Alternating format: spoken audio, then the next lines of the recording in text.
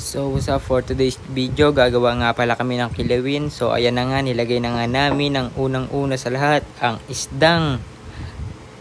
At nilagay na namin ang luya, isusunod na namin ang sibuyas.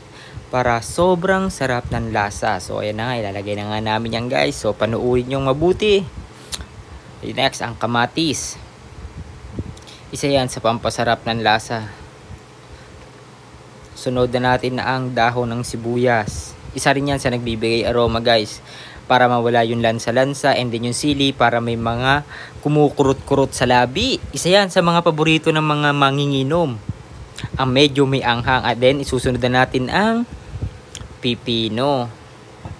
Isa yan sa pagka nagkilaw ka guys. Ilalagay mo talaga pipino. Hindi mawawala yan. Lalo't lalo na pag ikay manginginom.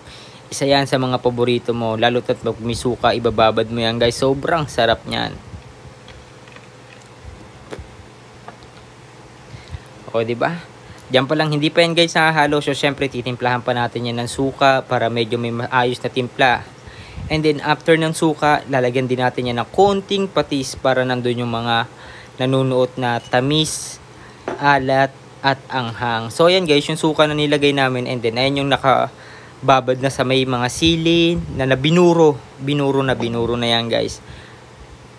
Kasi andun din yung pag binuro mo yan guys, andun yung ibang lasa nakaburo na. Andun na lahat ng halo. So yan, nilagyan na namin yan ng kalamansi. Yan, iba kasi yung lasa ng kalamansi sa suka. So yan, pampadagdag pampadagdag aroma. Yan, lalagyan namin yan ng 4 na piraso guys. Sobrang sarap niyan. Ayan guys, yung tamang timpla niyan guys, tamang pangpulutan lang. Yan, sabay natin nahaluin yan. Yan, halo lang ng halo hanggang sa kumapit yung lasa. So guys, yung patis, kung bakit hindi nyo nakikita yung patis niyan guys pinanghuli na namin yung patis. Hinalo muna namin yan para maluto sa suka. Para matansya namin muna yung lasa. Kasi titikman muna namin yan bago namin lagyan ng patis. Kung sakto na ba yung alat. Kasi baka sumobra sa alat guys So yan, titimplahan ko yan ng konting patis lang. Yan, patis. Pag sumobra naman sa alat guys, so tansyahan nyo na lang ng konting asukal or depende sa inyo.